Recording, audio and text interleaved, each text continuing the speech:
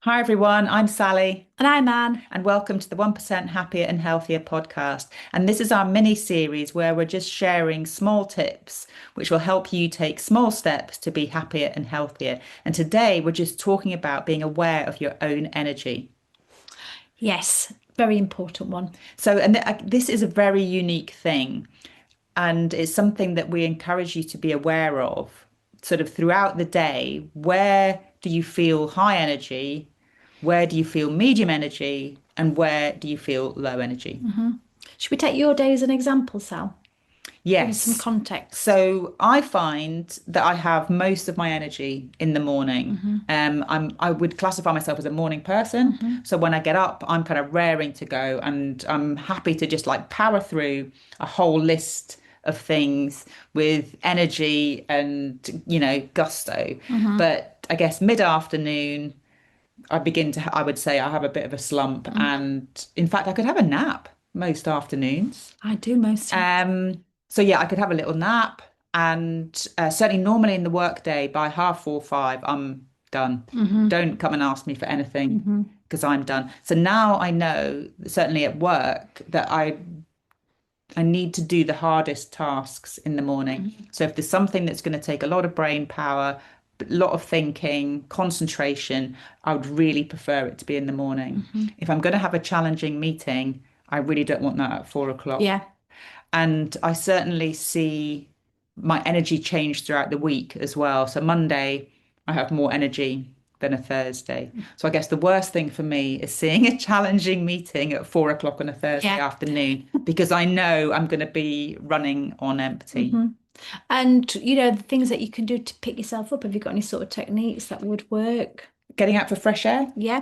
So, a colleague of mine, she swears by going out for a walk, fresh air at lunchtime every day, and taking that time out away from your desk and just to re-energize so that you're starting the afternoon full of energy.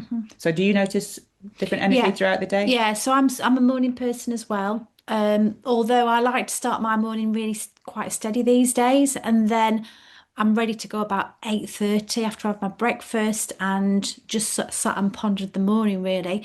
I go for a walk in the morning now, just a quick one round the park to get me going, to be outside and because I was finding myself scrolling and I just don't want to do that because it's just a waste of time.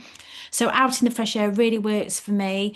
And then, as as I go through the day, I suppose as you're coming towards your sort of meal times as well, that's a noticeable factor because your energy is coming down. So I make sure I get a snack mid morning as well. That's quite important to my energy.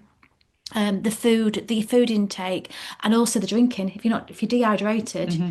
that really can zap your energy. And we don't notice it till it's too late when we're really dehydrated. So the hydration throughout the day is important. Come towards the evening, I'm a 9:30, 10 o'clock in bedtime. So I'm sort of powering down from any time after 7 o'clock onwards. But I could possibly get a little bit of extra energy about 8 o'clock. It's weird. I get a bit of a power boost, and then I'll do a few little things that I need to do ready for the next day, and then I'll settle down into the night. So it's weird. We've all got patterns. Yeah, but I think it's thinking about what are the jobs that I've got to do this week Yes.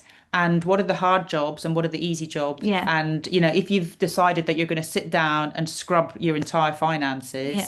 that's got to be a job that you do when you're feeling high Yeah. That's a energy. good point. Or if you've got the whole spare room to be sorting through and decluttering, again, you Yeah. probably don't want to be doing that when you're in an energy slump. Yeah. So it's what are the sort of the challenging tasks that are going to take your energy Yeah. and what are the tasks that you can do just while you're sitting with your feet up. You might be able to Yeah. just go through some of your emails or perhaps do your food shopping online, just when you're feeling a little bit chill. But so I think it's Yeah. just having that awareness of what are the jobs that I'm going to need my high energy for and plan those And I at the think right time during the week. I think as well with that, it's also what's going to benefit me because they will once you've done those jobs, they'll bring you more energy. Because we've all procrastinated over something and then we've done it, we've got a boost. Oh my God, that was so much easier than I thought. So I think Yeah. sometimes being aware of that as well is quite useful. And of course, it's going to be easier if you've got the energy to do it. Yes, yeah, yeah. Yeah.